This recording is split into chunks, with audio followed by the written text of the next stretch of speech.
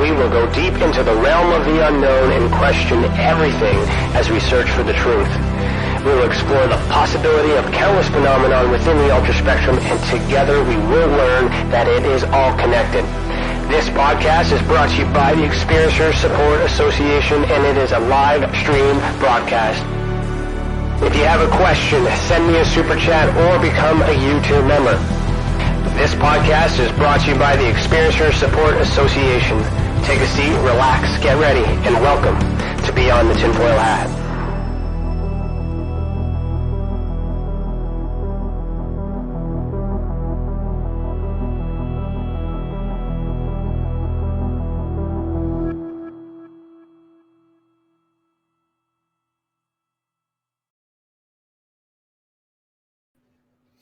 Hello, everybody, and welcome to Beyond the TinFoil Hat. Happy Canada Day, 156 years of shenanigans. Today is Saturday, July 1st, 2023, and I, Ryan Stacey, am your host this evening. I'm a licensed private investigator in Ontario, and I apply my skills to the UFO, paranormal, and consciousness phenomenon as the Director of Investigations for the Experiencer Support Association. Welcome to the channel, and thank you for joining us. For those who are already YouTube channel members or thinking of becoming one, remember that you get priority over the questions. However, today's pre-recorded, so that's not going to happen, and I apologize. But as a member, you will also get behind-the-scenes extended footage, bloopers, and access to members-only programs.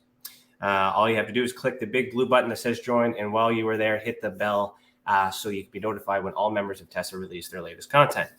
Today's particular podcast, as I mentioned, is pre-recorded because I'm trying something new.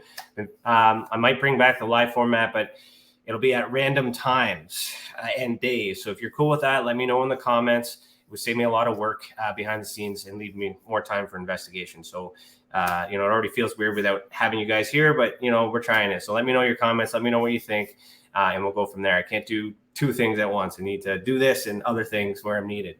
So, okay, let's get this party started. Our guest for Season 5, Episode 7 is Scarlet Porretta.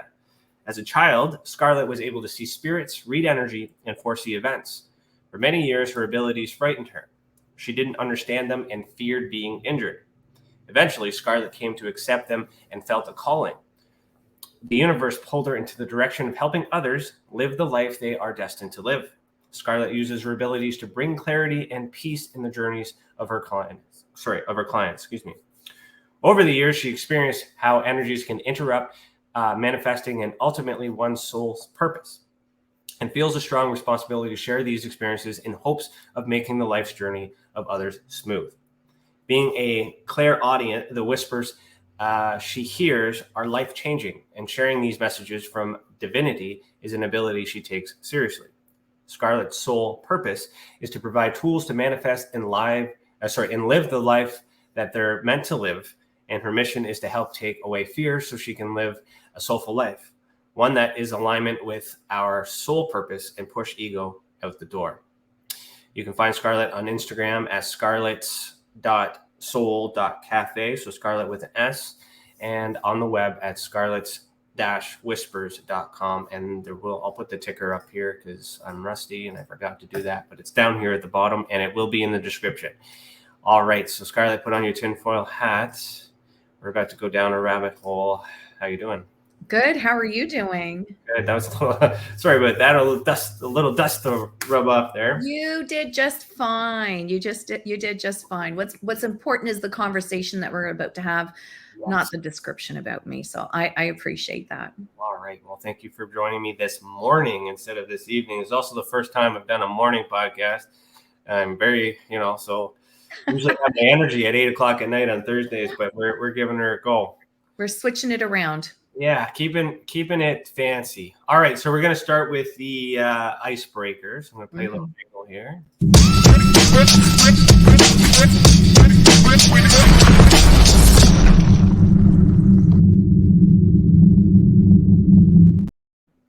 All right, so this morning's icebreaker question for both of us is brought to us by our support group, Experiencers Anonymous. So, who parties harder? Canadians on Canada Day or Americans on the 4th of July? Oh my goodness. Yeah. I think Americans do. Canadians are very polite and very well-mannered and very mindful. Although after COVID and everything, I'm noticing a bit of a shift. So I'm still going to say Americans, but I think our fellow Canadians are gonna give the Americans a run this year. Yeah, we're a little biased in that opinion, but yeah, I agree. Canada is always better than America. So in many ways, I would say. Of course. Yeah. Okay. Awesome. All right. So my first question is, why are you the way that you are? And what I mean by that is go back as far as you want and I'm going to take notes and tell me how you got here today. Oh, it's an interesting story. Okay, so I'm going to start with, I'm going to be a little cheeky. Why am I the way that I am? And that's because God created me this way. The universe created me this way. And the reason why I say that is because for many years, I felt judged, born and raised Roman Catholic. Of course, we're supposed to be evil. And so there were times where I thought, well, wait a second, I'm not evil. I don't do bad things. Listen, I'm a brat sometimes, don't get me wrong, but I'm not a bad person, and I know a lot of people out there battle with this. So this is why I started that way. We are perfect because we were created by the Almighty. Now, how did I get into this? This is a crazy story, Ryan, honest to goodness. So as a little girl, I did see things. I saw some weird things. I saw some creatures that I couldn't understand. And they kind of looked like, as a little girl, they looked like Joker. They would pop out of the like in these weird looking closet things out of the ground, and a door would open and they would be sitting there. It was really bizarre. Or I'd wake up in the middle of the night and there'd be, a man, like of all things, a man at the foot of the bed. There were many things. Sometimes I would see creatures outside my window with these big glowing eyes. I didn't understand this as a little girl. I just didn't. And so what most of us do is we shut it down by saying, I don't want to see anything anymore. Well, that doesn't get rid of these energies around us, right? So I kept feeling things and I kept hearing things, which is why I believe I became more clairaudient.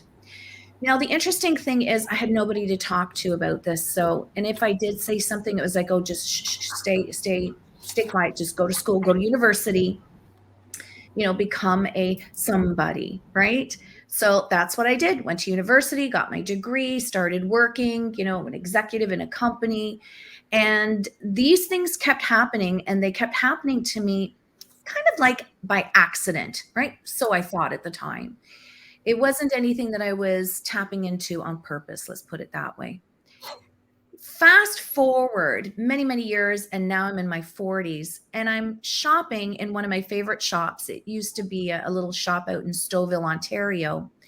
And the shopkeep there, who now is a friend of mine, was in panic because it was a Saturday, and her psychic called in sick. And so she looks at me and she says, Scarlet, you're psychic. I said to her, no, I'm not. We went back and forth like this. You're psychic. I'm like, no, I'm not. You're psychic. No, I'm not. I said to her just like this. But I could see she was in distress, and she was a good soul. She had done a lot for me. So I thought, what's the harm? I'll sit there for a Saturday, make her feel relaxed. Who's going to come in? Right? Like, I just didn't think that. And so I thought, okay, I sit there, and lo and behold, I had about 5 readings that day, Ryan. And I didn't know what I was doing. I just thought, okay, let me tap into the energy. Let me do my thing. And after that, I thought, I'm done. I did this lady a favor. Hopefully I didn't mess things up for her or her business. And I thought that was it. I'm never going to do this again. I get a phone call from her like midweek. And she says, Scarlet, I have to put you on the schedule. There's a huge demand for you. Nice. The rest is history. Today, and I don't do an ounce of advertising. Today, I'm known Canada-wide and across the U.S., and I do have some clients internationally as well. Oh. Yeah. So it's a little bit of a different, weird start, don't you think? Well, yeah, because you do kind of fall into it. Like I have a similar, like I'm not, I don't know, in terms of consciousness, I'm diving into consciousness. That's been the pinnacle of my studies recently. And once I go through all that and start believing it. And then I kind of the skeptic mind comes in and I step away a little bit to be like, no, it's got to be literal. It's got to be factual. What's all these other things? And then, but like, I've had experiences myself where I hope that I'm not, psychic or prophetic in any ways, because I'm usually predicting some horrible things, and that could be because I also do risk analysis too. Professionally, is my job, so I'm very always profiling, always judging, always trying to predict and assume the worst cases of scenarios. So I don't know if that's psychic or just a very good guesser. No, I don't think it's a good guesser. In terms of reading predictable people. And there might be an element of that. There is going to be the element of the carnal world and the way that, our brain will, what I call thin slice through individuals based on our past experiences.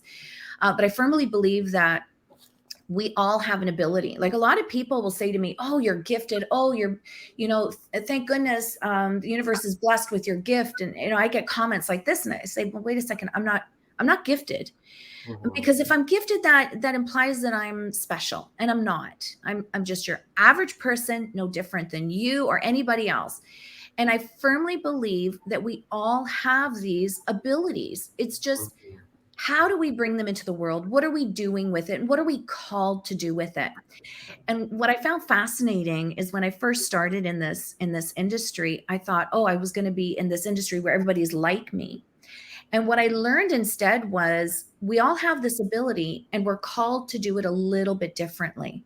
And so in my pea brain, I always looked at it like this. Like, I often train with a trainer for workouts. And at one of the gyms prior to COVID, I noticed that one trainer would focus on weight loss. One trainer, would focus on physiotherapy. Another trainer would focus on muscle strength. And their focus was their zone of excellence, their zone of genius, right? If you care. And so I thought, they're all fitness trainers, but they each have a zone of excellence or genius. And so it's interesting that you say some of the things that you see, you might not want them to come true. And that's the hard part about what we do, because often we're given information. It's like, what do you do with this information? How do you communicate this without scaring everyone? So I do get that side of it. I believe that we all have an ability. It's just, how are we using it? And I really like how you normalize it. In my research, what I've been trying to do is to normalize it. Yes. It's been called paranormal forever. Until what point in time does it become normal? It's just, it's not normal, because so paranormal simply just means something that is beyond the realms of explanation or not normal. Right. But as we've been working on it, we've been studying it, we've been practicing it, we've been evolving. Yeah. It should be normal now. And if it's normal to us, was it normal then? And it was just us, interpersonal skills, like energy beings, like we have, there's, so yeah. I'll share a little bit about me in a sense on that part. Like and for the audience, because I've been away for a couple of months trying to reflect on what it is I was really going to do with TESA and everything moving forward, because I spent a lot of time with the analytics, following all the groups to do the studies and do all these other things to figure out what the truth is. But I've discovered all the corruption. I've discovered all the crime. I discovered all the charlatans, all that other stuff. And I felt like that's all it was. So I needed to step away long enough to remember why I started this in the first place. And that's learning from experiencers and those who have these abilities. But along that way, I worked on meditation, which is something I haven't really done. As I started meditating more and I started to get it, and the thoughts are going away, because I had problems with ADD and ADHD and all these thoughts coming in.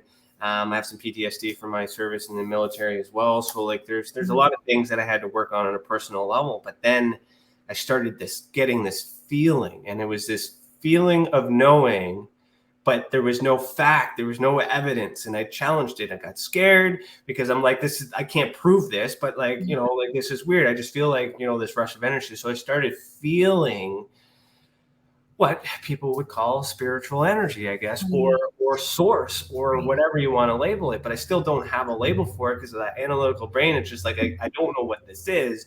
But I get what it. I do know is I can feel it now. Yes. I can sense it now. Yeah. I am like them now, or I always was. I'm Yes. now comprehending that. Yes. I'm not going to go out and be a full blown psychic because Right. I don't want the responsibility of what happens afterwards in case I'm right or wrong. You know, there's a lot of, even as an investigator, when I do consultations for people, like I have to Mhm. be based, like this is just advice. Like this is, you know, see a lawyer to be confirmed, you know, to make sure, you know, and Yes. so anyways, that's just kind of, I'm rambling a little bit here, but Actually, you're not I rambling. can't go backwards. I can't go backwards. Yeah, you're not rambling at all. And you said some really interesting things, and I'm going to go so far to say even brilliant, because you said things like paranormal, and what we're learning today is, you know, what is paranormal, and paranormal is supposed to be unexplainable, right? Mhm. And so a lot of people are, and there is a gentleman that that I was a guest speaker, and he talked about paranormal, and he calls it the new normal. And I was like, oh, that was like a real Mhm. mind for me, right? It was like, oh my gosh, because this is what's happening. The paranormal is becoming the new normal. There is a lot more people that are, you know, that are coming forward, and the level of credibility is starting to increase as well, because there's people like you that have backgrounds that lend to that credibility, people like myself that have backgrounds to lend. This is no longer, you know, Billy Bob, and I mean this with no disrespect, who's out in the back country, Mhm. who noticed something weird or is experiencing something weird in their home, and nobody wants to take that poor soul seriously, right? We've got, like, if I tell you, a lot of my clients are CEOs. They are CEOs of banks. They are reporters. Yeah. They are award-winning reporters, book authors that are big. Like, there's a lot of people who have that type of education. They're coming forward. The big challenge, like you mentioned, is, and I'm just gonna paraphrase, our world, this realm is very carnal, it's very tangible, right? Mhm. And this paranormal world is not tangible. There is some science, some quantum physics that is now coming to the forefront and starting to prove that it is tangible. But it's taking us time, you know, it's taking us time to catch up to it.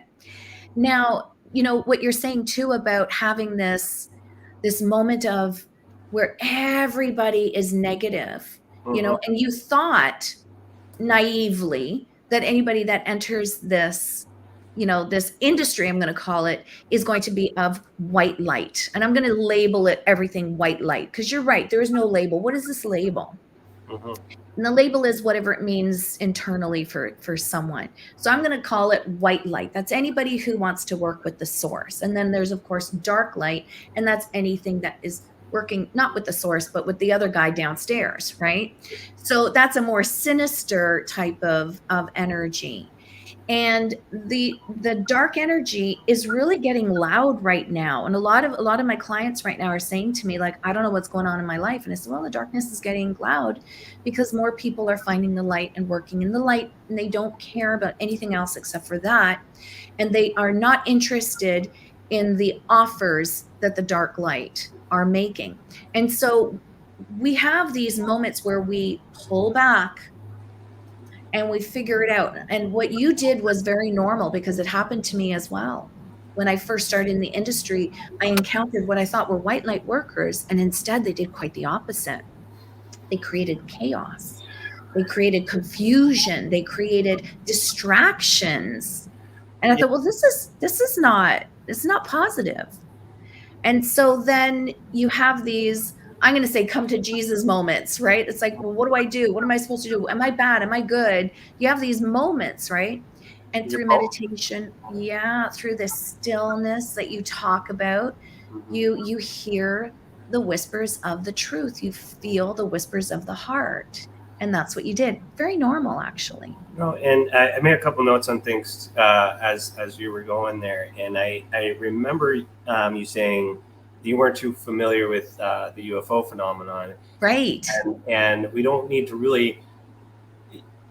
I kind of envy you that you're not familiar with the UFO phenomenon, because that's where a lot of my stress has come from, because a lot of that is ex-military, which is where I fit, you know, government workers, you know, politicians and politics, and you know, so I kind of fit in that crowd, knowledge base. But then once I start looking at evidence of things, and then tampering evidence and making lies and then making money and selling books and manipulating people and all that other stuff, I stayed in it for a while because I wanted to end it, and I did. I blew the whistle on a lot of people today, and the guy that I hate, but I had to, you know, step back a little bit to figure out if that's what I want to do my whole life. I don't want to keep like blowing that stuff up.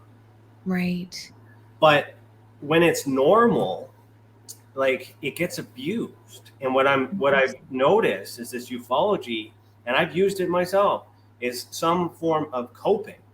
And we're all mad because we think these physical beings who are the same as us are keeping secrets from us when they could be, or they may not be, but they're not focusing on this other side. So the problems come from the nuts and bolts, but then the paranormal side, when you're free and you're spiritual and you just allow that to be, there's no negative energy. But yet you can't prove that to the whole world. So what I'm starting to learn is that if we focus within, which my ego is like a hell of a thing to challenge, but now that I'm starting to accept that and work through it, life is a little bit easier. And so I guess where I'm losing my train of thought here, but I mean, the positive side of the paranormal lets us forget all this negative stuff on the UFO side. But it's different, because the UFO that gets seen through some experiencers also see some of these beings that you mentioned when you were growing up. You call them, they could be demons, they could be shadow figures, they could be men in black, they could be extraterrestrial.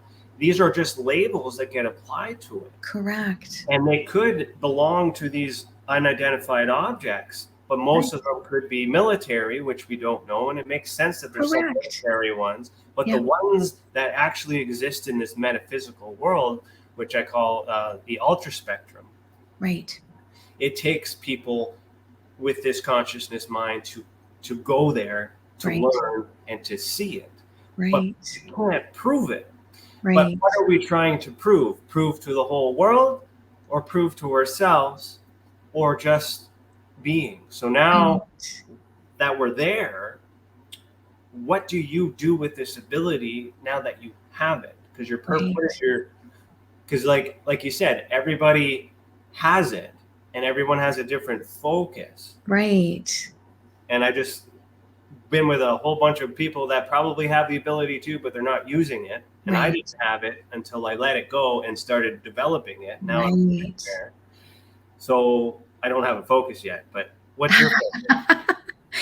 Well, you know what? I'm gonna rewind a little bit, because again, you're just a wealth of information, and I'm gonna rewind a little bit, because while I'm not familiar with UFOs, I firmly believe they exist. I have had experiences. Luckily, I have not been horrified like some individuals have been, and for that, I consider that a blessing. Okay. So, because I would not want to be in the shoes of someone who has been horrified. Now, having said that, okay, we are an organism within a universe. It would be really super silly of us to believe that we're the only living beings in this beautiful, incredible universe.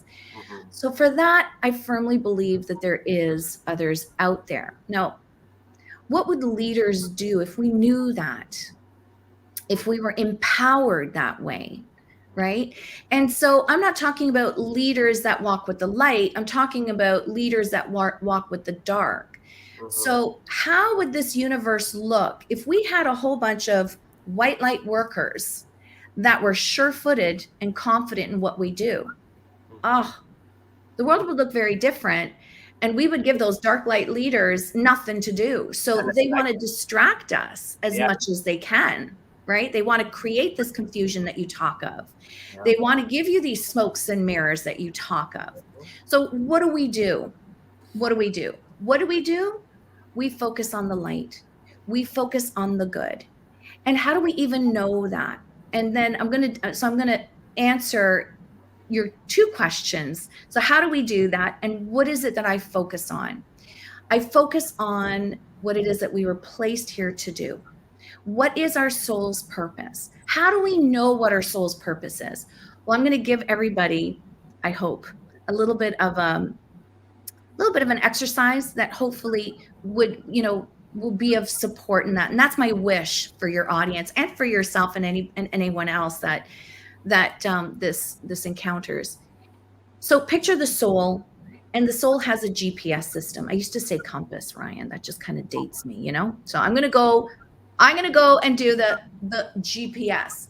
Okay, so we've got this GPS system, and this GPS, very much like a GPS that we drive with or use, is focused on going north or going south, right? And then of course we have east and west and east, right?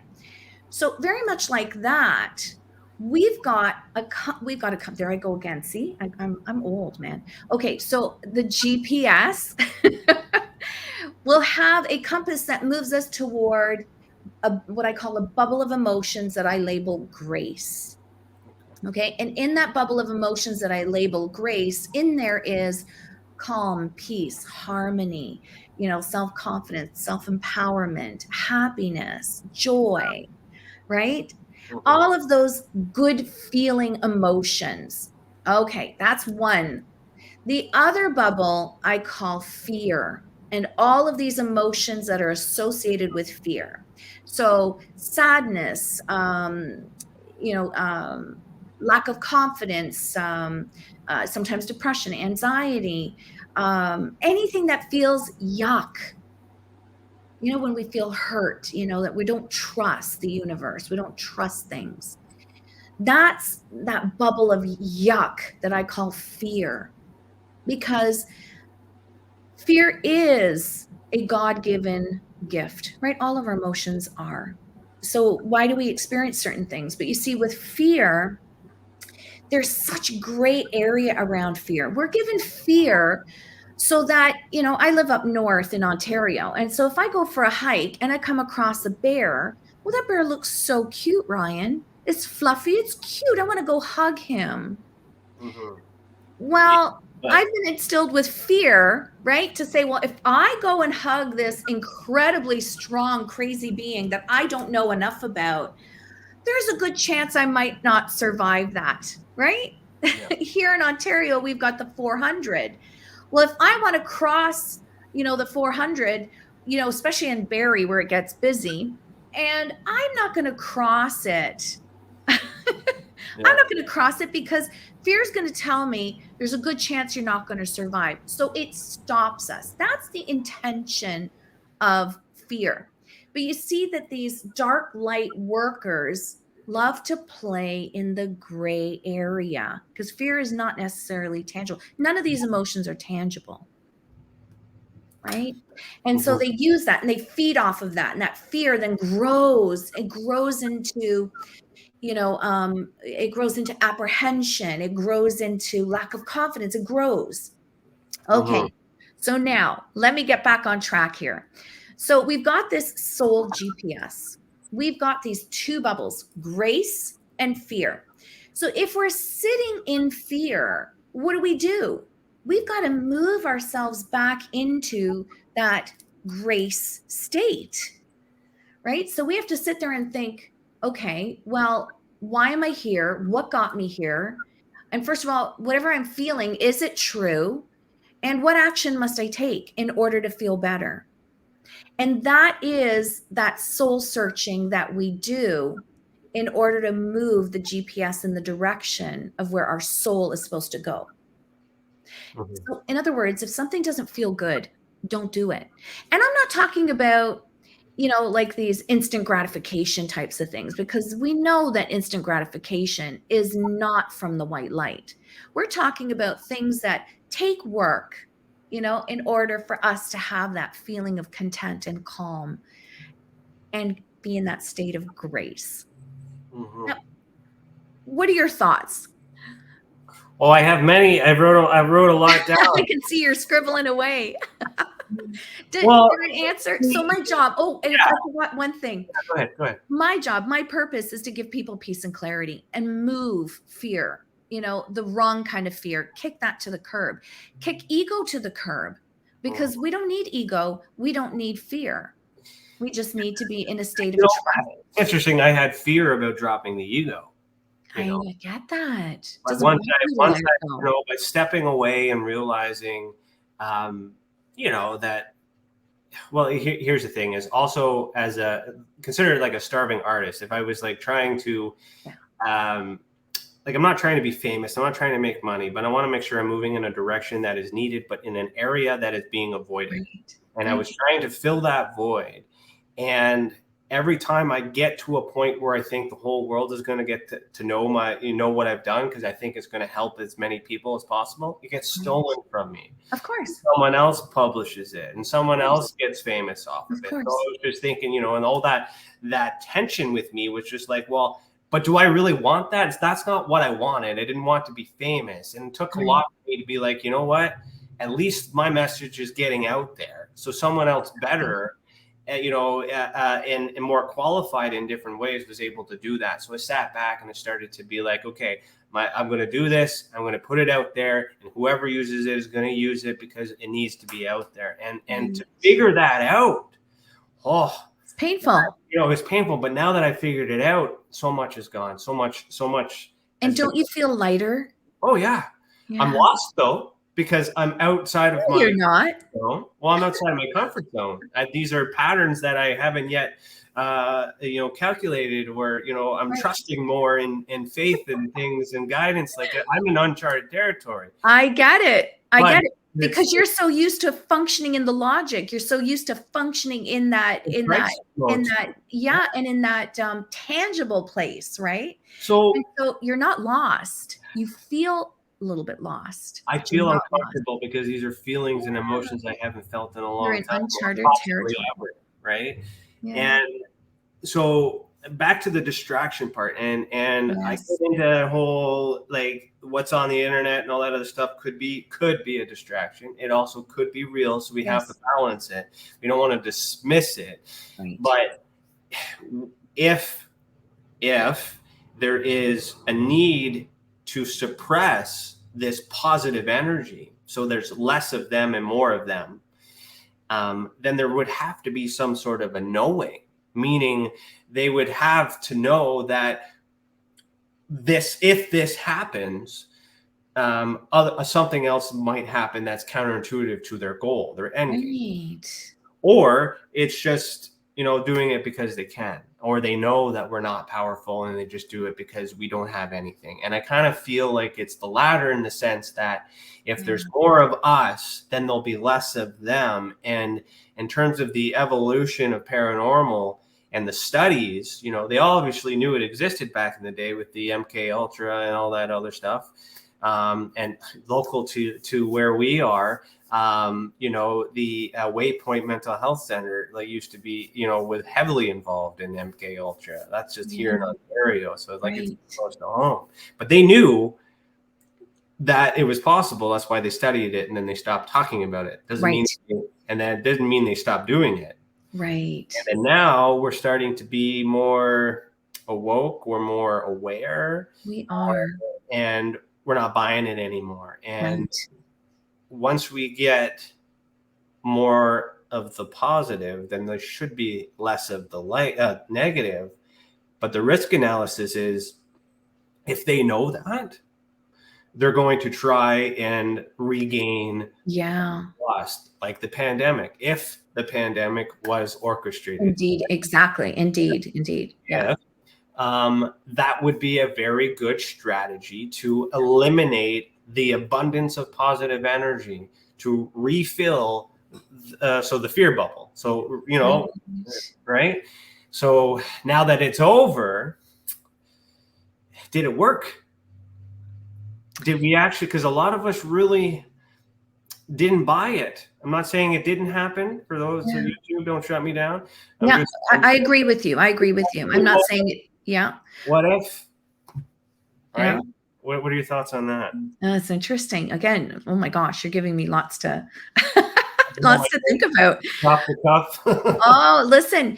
A couple months of not talking to anybody. I get it, and it's really all coming out now. And I'm grateful for that, quite honestly, because you know, you're not alone. And I know that there are listeners out there and viewers out there that are resonating with everything that you're saying. And I've been in your shoes too, Ryan. I get it. I'm not saying, oh, I'm better. I'm not. I've just experienced it, and I'm waiting for the next one. Okay. So let's go back a little bit here, because what's happening is, like, what do we do with what we've got, you know? And I've got incredible support around me. I'm very, very grateful. I've got, you know, great family who believe in what I do. And I have a great husband who is, you know, my protector. And so he says to me, "Hun, you can't save the world." And I said, "No, I'm not after saving the world." To your point, Ryan, of being famous, right? I'm not here to save the world. If I can just touch one person, if I can help them in their life, be of support to turn their life journey into something positive, then that creates a ripple effect around everybody that they know. So to answer your question, if we focus just on one person, one situation at a time, the rest will take care of itself. Okay. Now, and I know, because it gets overwhelming. What do I do with this information? What do I do? What do I do? And so we how hard it was for me to actually get there, because I thought I had to be famous in order to get the message out there. And I hated having to do what I needed to do in order to reach that. And when I got there, I was just like, this feeling is not what I thought would be here. Like, I've been on TV, I've done all those things, and I'm just like, nah, I can't lie for you. I can't. I get it. And that's a tough thing. Yeah. You know, that's a tough thing. And so the key here, though, is by doing what you're doing, one step at a time, one person, one situation at a time, you do become well known. If anybody ever told me that I would be doing readings across Canada, across North America, and you know, in other parts of the world, I would have been, are you kidding me? I'm just going to get through this Saturday. Forget it. This is it. I'm done, right? I'm done after that. Who knows where? And you know what? This is where we just have to sit down, put the seatbelt on, and enjoy the ride, because the universe will pull you exactly where it needs you. You don't need to worry about anything else except for staying in that positive state and staying in that state of grace. That's all you need to worry about.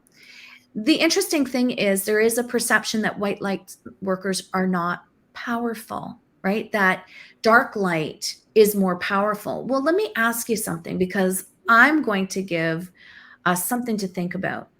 Notice that white light workers are very humble and quiet, and they really don't talk about what they do. So why is it then that dark light workers have to get loud? And right now they're even louder. It's like a big dog that doesn't bark because it understands its force, versus a little dog who has to yap a lot and bark a lot to protect itself. Yeah. Same concept, right? Yeah. Okay, I'm going to add to that now. We entered an era of logic. Our ancestors, I'm not sure where your ancestors are from. My ancestors are from Italy. I'm, of course, made in Canada. Yeah. And so our ancestors, if I go researching, and I so wish that my grandmothers were alive so I could pick their brain. Unfortunately, I lost them, you know, early in life.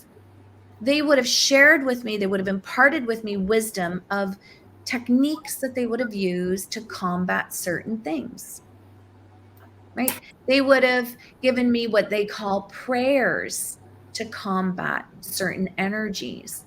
I didn't know to ask, and therefore I didn't, because I was in this world of logic, which is why it's like, shh, go to university. Just let's not have a conversation about this. This is weird. Okay. Go to university, go do something. Yeah. Right. So we now have the point of reason why I'm saying that is we have years, and I'm talking like a good century worth of missing information.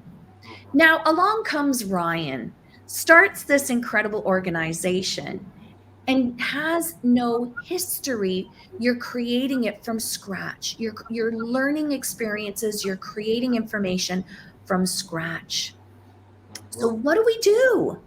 What are we supposed to do? Well, here's what I started doing. I started researching ancient religions, okay? And I say religions in quotes because, again, these are labels. Whether we like it or not, religion tells us a story about what happened way before we were even a thought. Mm-hmm.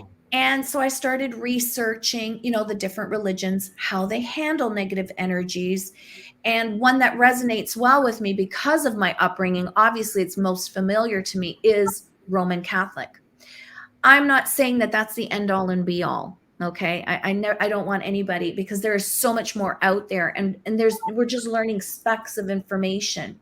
Mm-hmm. What I learned is the Roman Catholic Church has a whole department or division based on eliminating negative energy. They have a whole bunch of prayers. Exorcisms. Yes. And you'll hear these guys. These guys are now hitting social media. Mm-hmm. And there's one guy from Ontario, Father Carlos Martin. He's got a podcast called The Exorcist Files, where he's sharing his absolute experiences. Tell me that name again, Father who? Father Carlos Martin, and he does The Exorcist Files. I'm gonna look that up because I would like. He's interesting. Yeah, maybe get him on the show. Cool. Yeah, and then there's another exorcist out there, Father Ripperger. He's more in the U.S. and he does all kinds of conversations and podcasting. Who would have thought that that we would be seeing clergymen on podcasts? Who would have ever thought that, right? What I've learned is that there is a whole division around this. And they believe in it, and they clear it, and they talk about how some are easier to clear. They're giving what they call the laity, which is people like you and I, ways to combat negativity, ways to combat, we'll call it the devil, because at the end of the day, it's just a label, right? And when I started following some of these things, I noticed a different kind of clarity and lightness in my life. It was interesting. Now, they're not the only ones. Roman Catholic is not the only one.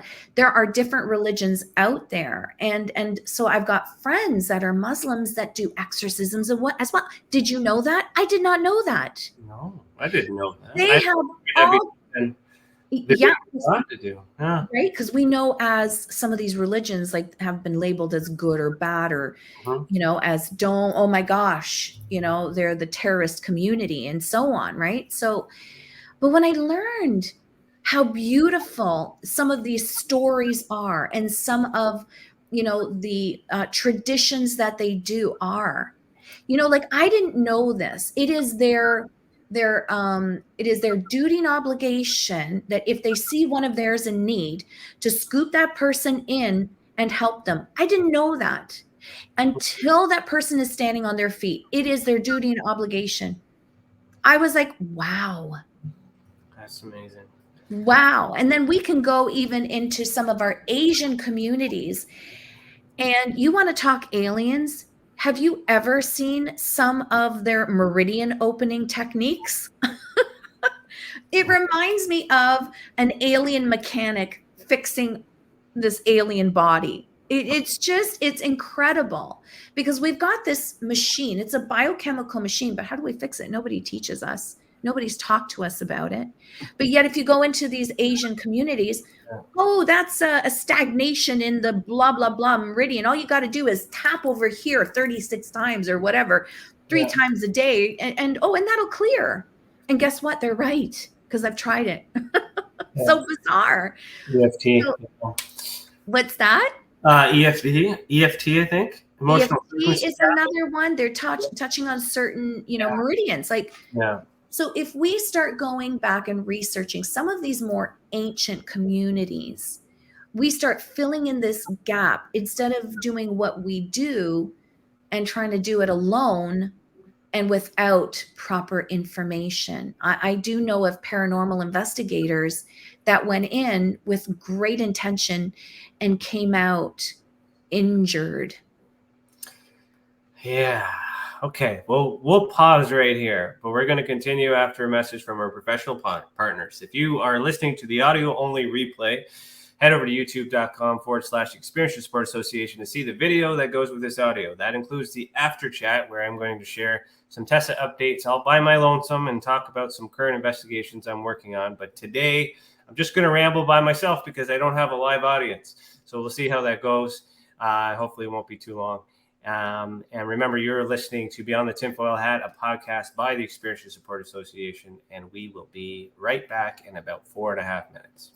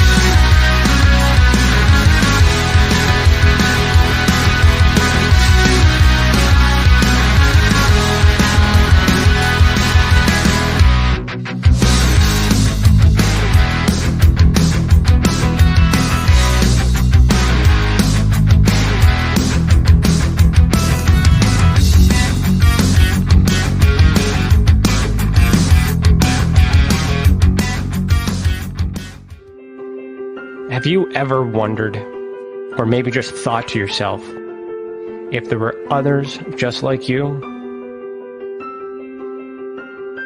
You know, people with extraordinary abilities, psychogenic advancement, and perhaps unique intuitions. Maybe you just wondered if there were other people who experienced unimaginable, unexplained, or even unusual and paranormal events. Are there people who have more questions, more fears than answers? Well, you're not alone. You've never been alone. We believe you. Sign up for EA today.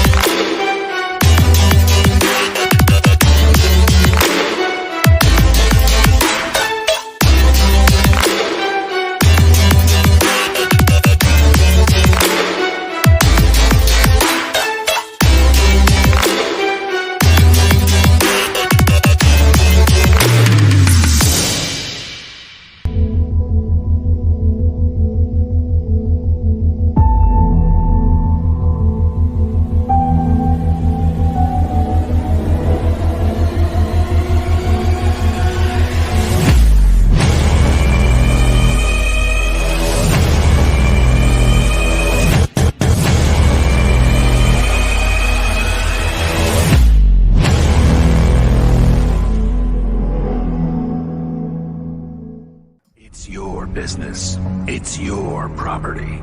Your assets are worth protecting. Blacklight Investigative and Surveillance Services specializes in patrolling and inspecting residential or commercial property against fire, theft, vandalism, terrorism, and illegal activity. People and buildings are monitored to prevent crime. Keep your property, your people, and your assets safe from threat. Our elite staff are dual licensed private investigators and security guards. Blacklight Investigative and Surveillance Services. Go to blacklightiss.com.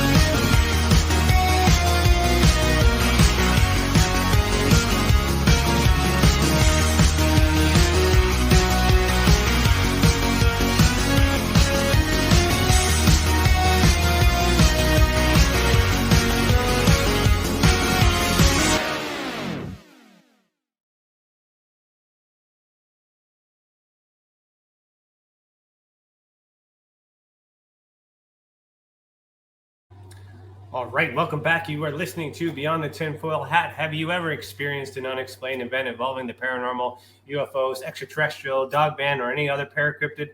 Head over to experienceyoursupport.org and click the purple button on the top right corner and click Submit a Report.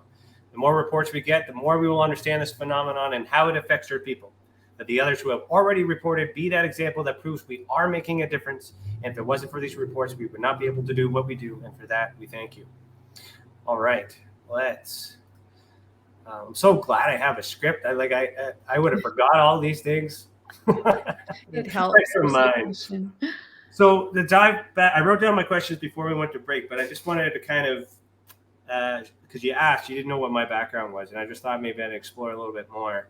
And I'm starting to realize with not having the live audience, I'm a little bit more open, but I might regret that later when it's posted. Feeling cute might delete later, that kind of thing. Oh my goodness. So my background, I'm Irish and Métis and a wee bit English. But I was also raised Roman Catholic. And up until I was 15, I had serious considerations of becoming a priest. Interesting. Very interesting.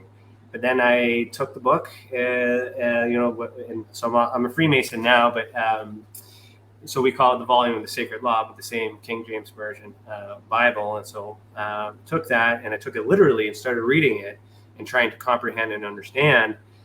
And, the first thing there too is one of the books, God was made in our image, or so we were made in our image and in our likeness, which, suggested more than one being. And I questioned that, and the church the priest at the time, didn't really agree with the logic and had all these other things. And then I just started reading more and doing some history, because if I was going to do this for the rest of my life, I want to make sure I know what I'm getting into. And that's when I started to learn that some of this stuff just didn't make sense. And to go back to what you were saying before in terms of intentions, and I wrote down this thought that is a good way to kind of explain the way that, or maybe the reasons why I decided not to go that way, is because I believe the Bible or the Christian or the Catholic, wherever you want to go, has good intentions. Mm-hmm. They just use unconventional methods, the killing and because you chose something different, Yes. The message may have been good and it may be the same. It may have been adopted, but your version, you're you're killing people because, and then being Irish, understanding that, paganism originated over there. Right. And St. Patrick was murdered because he was practicing paganism underground, which is the history of Masonic and secret things like that, while preaching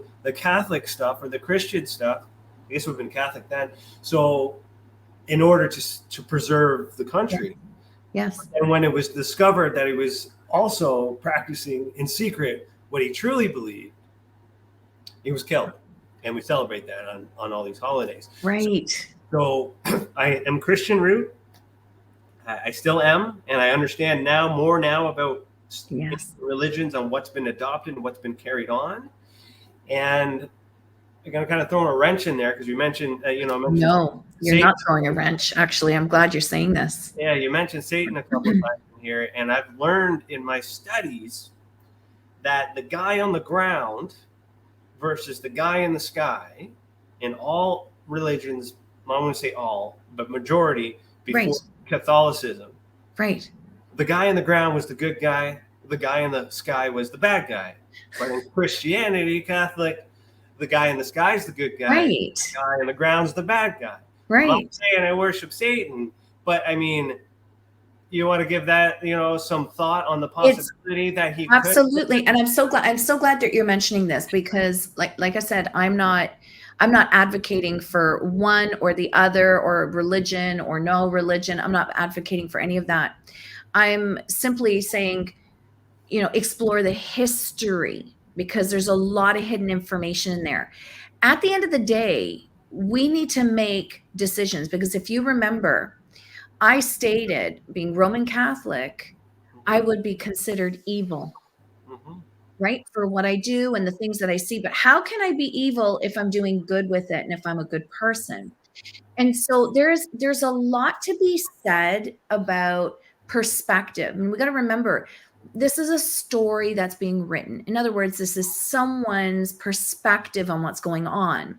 So you have to take the information that resonates with you, apply it, and see if it works for you. What works for me is not going to work for you, or maybe some of our listeners. But you gather the information and you figure out certain things, right? The interesting thing is, because in Italy, a lot of people don't know this, we have a strong pagan background. Strong. We called it stregheria, right? Which is basically like saying witchcraft, right? Pagan, like there's so many different labels for it. And so that was shut down. We were shut down, very much like paganism in Ireland was shut down as well. In other words, our human existence is always a battle for power.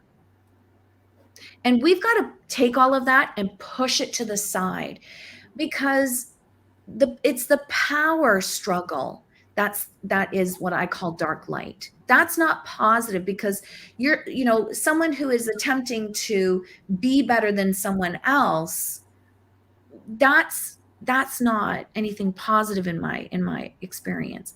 But there are so many important, like, historical facts and information that we're missing and that have gone to the wayside because of these power struggles. Like, I love studying the Celtic paganism. I've learned quite a bit, and I use some of that every day. There's some aspects of the Roman Catholic stuff that I love. I use every day. There's some aspects of the stregheria that I love, and I use that every day. In other words, you take the goodness out of it and you apply it. But it's up to us to discern between what is right and what is wrong. I've You can take a tool. Oh, sorry. Go ahead. Go ahead. I thought there was. No, I'm gonna leave it with one carnal or tangible. Like a hammer was built, right? It was designed as a tool to help us, build humanity, right? Mm-hmm. It's also a tool that could be used to inflict terrible harm and injure someone, and maybe even take their life. So this is where you have to take the tool and now apply it in what you call goodness. What is your definition of that? Does that help? Mm-hmm. Oh yeah. All I'm here is to plant some seeds, and it blossoms within everybody the way that they need it to blossom. Well, see, the thing is with when I discovered that with Catholicism, I felt lost, and I didn't really know any other things, and I wanted to be a part of ancient alien things and blah blah blah, but then now I realize, 37 now, like there's I may be a part of it. We all part of it. I'm learning that through my studies. So it's just, stuff I wish I knew then, being the witness to myself back then. But like, I discovered this word called omnism, which is, and I think I would identify with that. I do identify with that, where it's accepting all faiths, all views, and finding harmony and peace in all of them. The best. Love that combination of that. And and that was, and then when I found masonry was kind of, that's also viewed as a negative thing if you don't understand or comprehend it because of. Right. But for me, it was a place where I didn't have to know which deity I believed in or which pagan belief I believed in. Right. I just had to be humble enough to know that there is what we call a great architect of the universe. There is someone above us. There is someone watching us. There is someone judging us and guiding us. Right. Whether I, believe that to be Jesus, or I believe that to be God, or I believe that to be Satan. Right. And here's the interesting thing is when they apply Satanism to the Masonic things. Yes, you could believe in Satan, but the next thing you have to do is you have to believe that deity is doing good to the people. So if we're Satanists, we believe that he's, that people are doing good. So that how, the light bringer and all that other stuff. Right. So how does that work unless we're sadistic and we like the I know. Right. And it's impossible. It's really hard. So, and the other thing with Catholicism and pagan, Two different things. two different things, but one Yes. is so much bigger than the other. Catholicism is one thing. Right. Pagan is everything else. I know. Everything. Egypt, like I know. everything. Thousands of religions. So Yeah. it was different, that are similar, that mirror each other, that are almost identical in many ways, just communicated in different places of the plate of the earth. Yes. And then all of a sudden, one group comes along and says, well, we're going to trump your 12 deities. Right. And we'll label what we call disciples. Right. And there's one person above that, and that's who's in charge, because there's always a CEO and a higher up. There's always one higher up. Right. But anyways, I don't want to. No, it's fascinating because I don't have the answers to that, right? This is actually something I'm exploring right now, because when you're studying certain things and they're saying, well, this is evil, but that's okay. Well, wait a second. Your information was also written like how many thousands of years ago, and does it apply to today's society? Right? There's an element of that. Like any of us that are divorced, that maybe got married in the Roman Catholic Church, well, we're living in sin today. Well, what the heck does that mean? That doesn't, listen, that's ridiculous.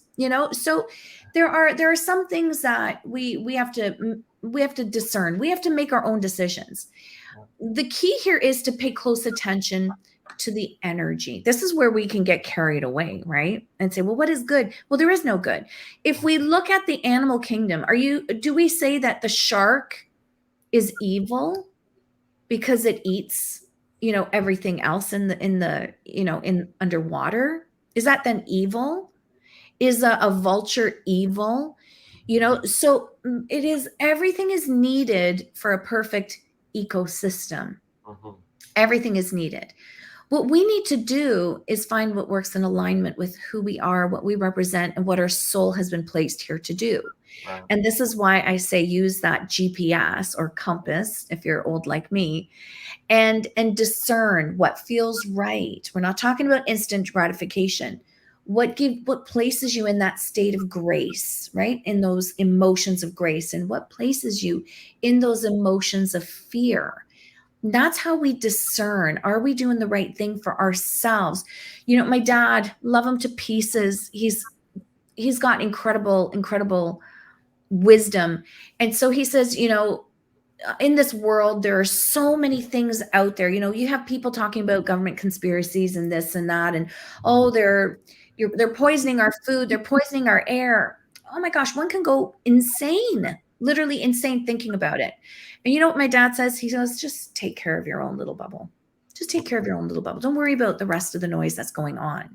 Yeah. Take care of your little bubble, whatever that means for you. Mm-hmm. And so I'm going to say the same to you and to everyone else that's listening or watching this. Take care of your little bubble. Don't worry about so much noise on the outside, and use those GPS of emotions to move you in the right direction as to what works in alignment with who you are. Because clearly, Ryan, you're doing good. You're helping people. So how can someone label that based on your belief system as negative? Well, that's what we're trying to. We're all suffering from something, and for those who have seen the podcast months ago before this one, I did focus on my bubble, and now that I've focused on my little bubble, I still have this promise that I made that I would come back and do this stuff. I'm just slowly expanding the bubble now to kind of not to feed this ego of mine. Yeah, I get that. So in terms of all the religions and the different views, do we have any common denominators? I mean, like, what do they have? Mm-hmm. There's good and bad. There's different versions. There's different methods. Yeah. These are all ideas, and different reasons behind having majority believe it, right, or be involved with it, right. But what do they all have in common? Well, there's a lot of common denominators, and then there's this element of what resonates with you. So I think this is what we have to pay close attention to. But when we're looking at when we're looking at all of these things, like you mentioned Masonry, we talked about Roman Catholics, we talked about even some Muslims, we talked about paganism, Stregoria.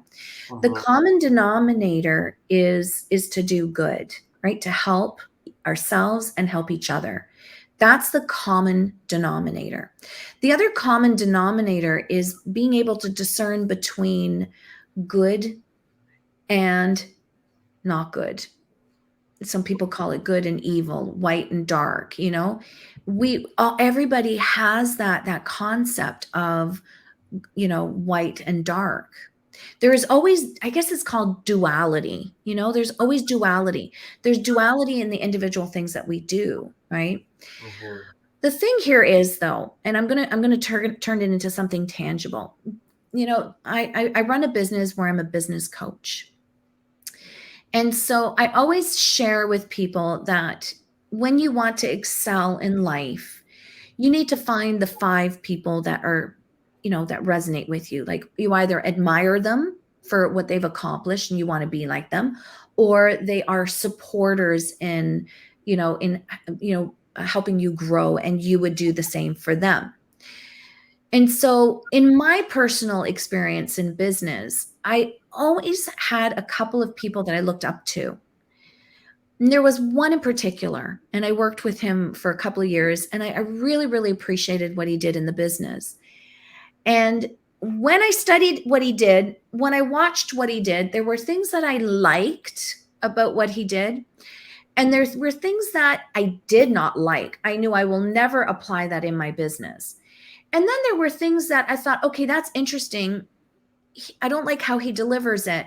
So I'm going to take that and I'm going to turn it into something that resonates with me. And so when we're looking at all of this stuff, I think it's important to approach it in that same way. So what do you like about it? What do you not like about it? So what do you like about it, you're going to implement in your life. What do you not like about it, you're not going to implement in your life. And what do you find kind of curious or interesting and you like it, except you don't like how that person is doing it, and you're going to turn it into something that resonates with you, that's in alignment with who you are. That's how we've got to look at these things, and that's what we have to look at. So there's a common denominator of unity, taking care of each other, right? Yeah. Helping each other, being of support, people living their best life. That's all we want at the end of the day. Like, why do you do what you do? You want to help people live their best life. Why do I do what I do? I want to help people live their best life. That's all. How you're doing it is clearly very differently than how I'm doing it. Nobody can say that, Ryan, you're wrong for doing what you're doing or how you're doing it. Nobody can say that. And no one can say that about me. Because the truth is, your intention is perfect. And the people that you're helping is obvious.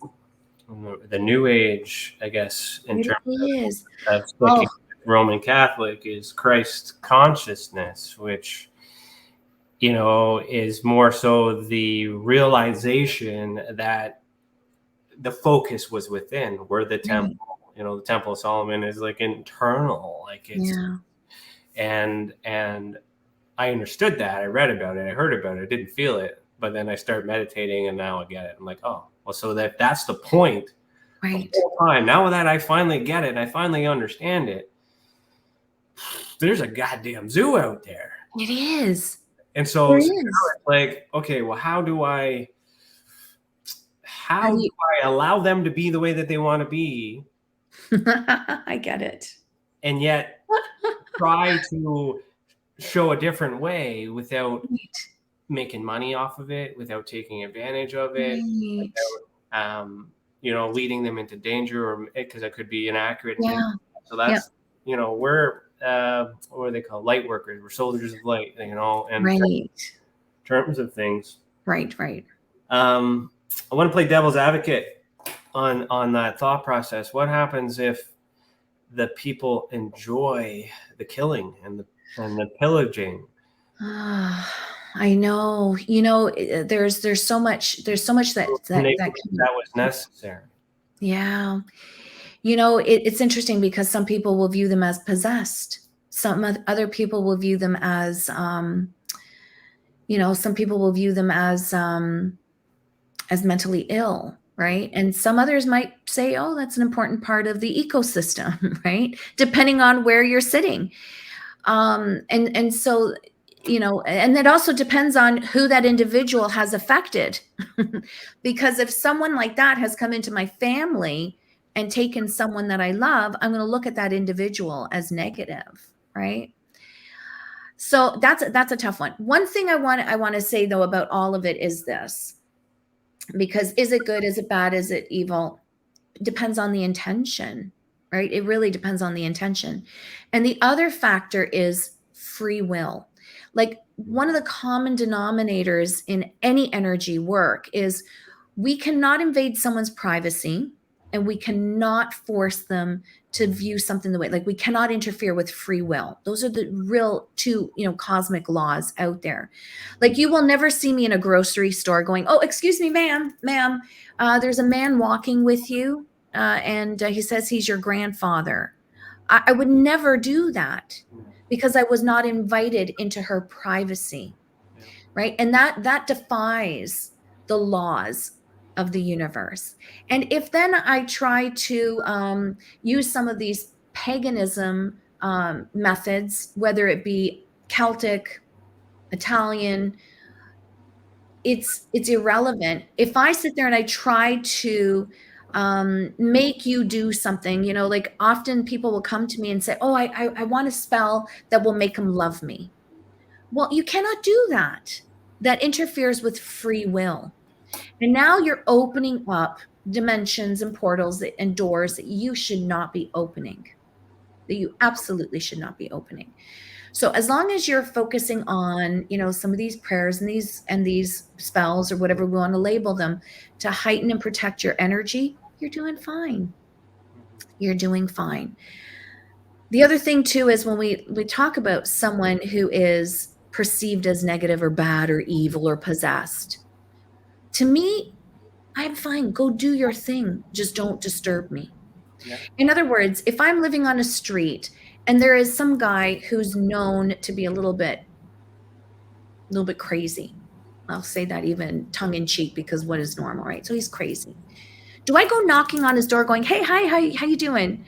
You want to come hang out? What are you doing today? How was your day? I saw you in the backyard. You were screaming something weird with a fire.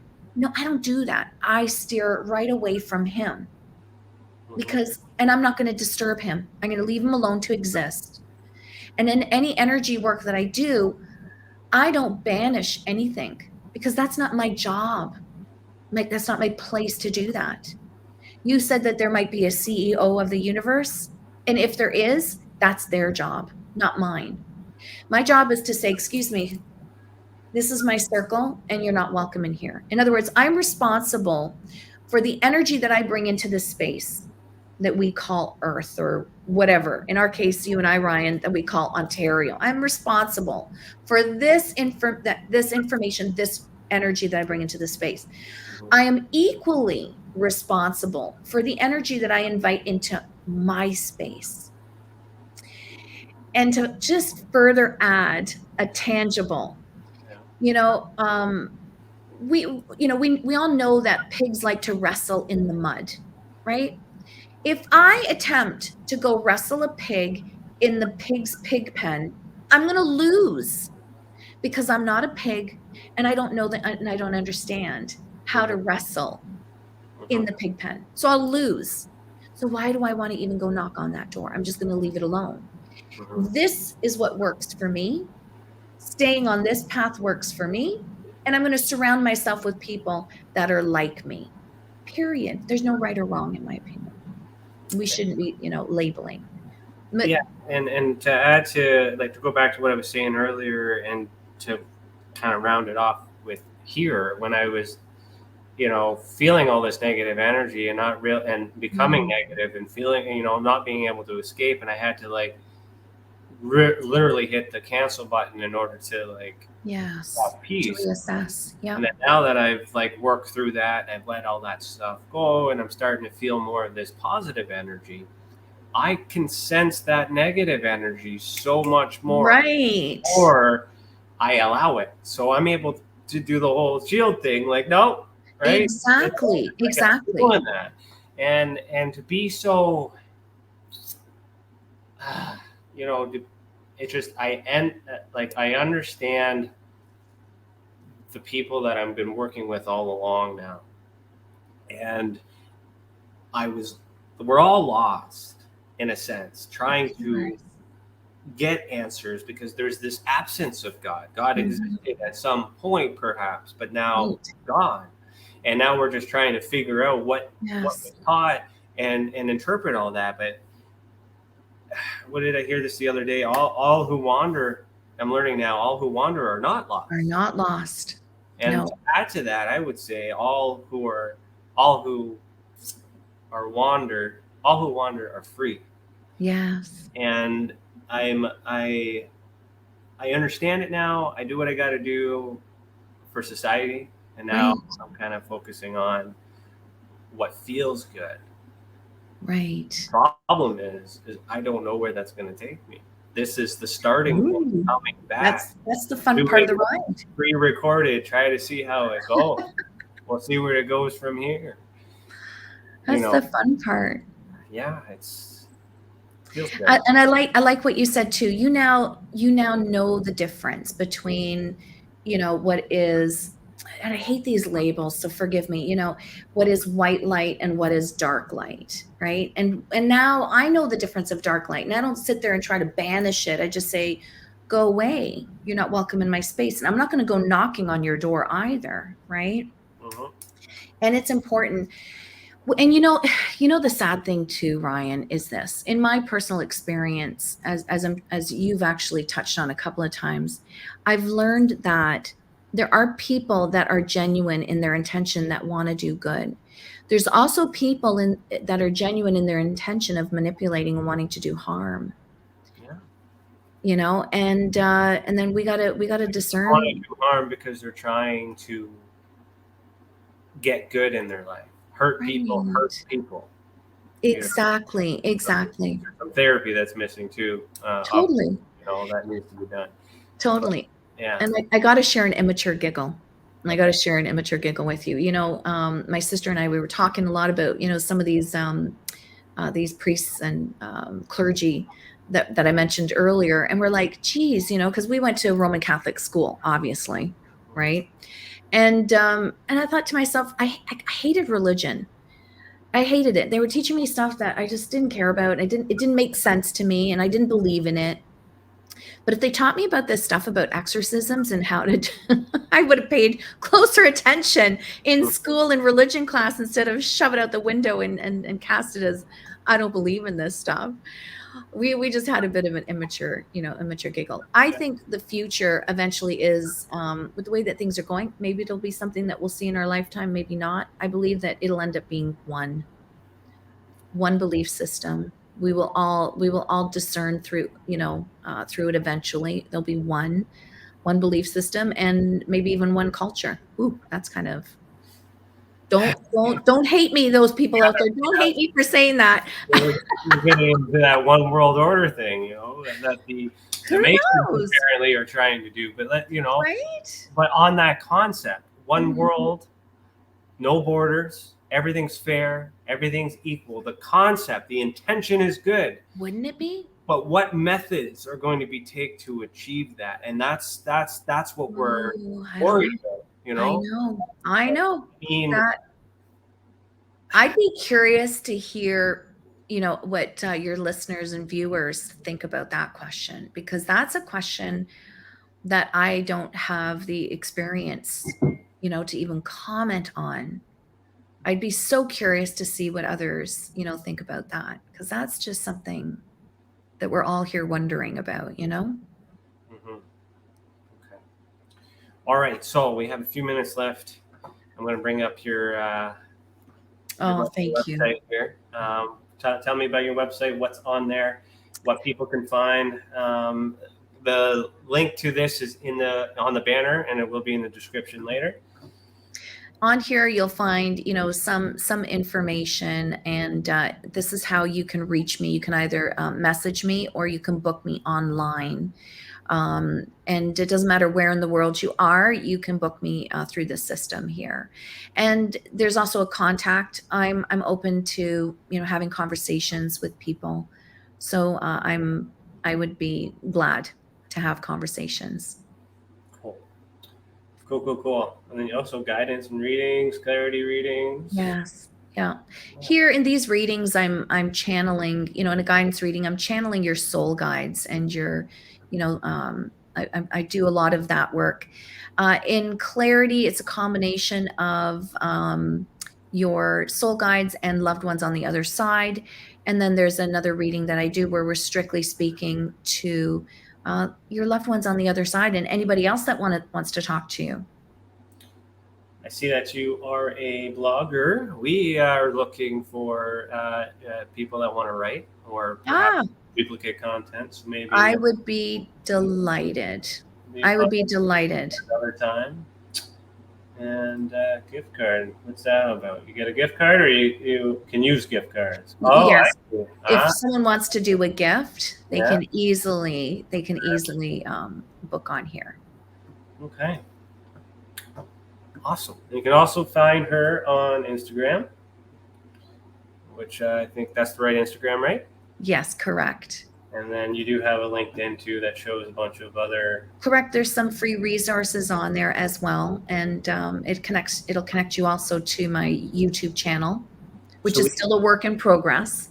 We have a resource section for experiencers, and if they're free, we could possibly add them to our. Oh, I would be delighted. Wherever I can be of support, please include me.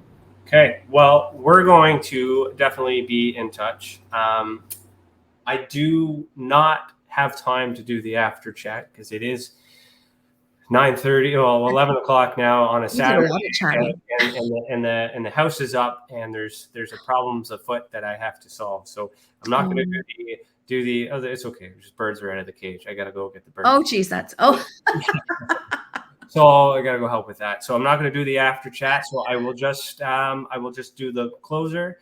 And for those of you that do listen to this on the replay, put your comments in and let me know if you prefer this style or if you want it to be live. You're gonna be up at 9:30 in the morning Eastern time on a Thursday, Friday, or Saturday, because those are the days that I'm scheduling for these interviews.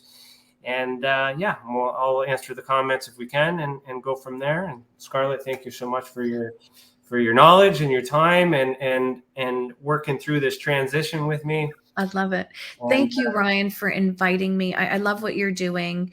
Love the conversation, and I'm really grateful for the opportunity to get to know you a bit more and what you do a bit more. So I'm happy to know that you're not far away from me. And likewise. There's some local things that I got in the works that I wouldn't mind some people that are local because, cost. I would be delighted. I would be delighted if you ever need support with an investigation. I don't charge for any of these things because this is about helping, so I gladly participate. Yeah, I don't charge either unless there's expenses. If there's expenses, cover the expenses, and unless it's reasonable, I'll take care. Correct. I'm of the same mindset. Okay, so we'll be in touch. Look forward to it. Just give me the weekend. Sounds good. This isn't posted by the end of the day. Give me the weekend. Everybody, happy Canada Day, or whatever day you see this, whatever time. Happy Canada Day. And we'll go from there. Thanks for watching, everybody. Keep your eyes on the sky and heed the world. That's it, everybody. That is a wrap. That is the end of it all. Thank you for joining me tonight. I look forward to seeing you back next week, where we'll continue to have this conversation deep down into the rabbit hole in which we call the ultra spectrum. Thanks for joining us. I said that already. Oh well, fuck it. Heed the world.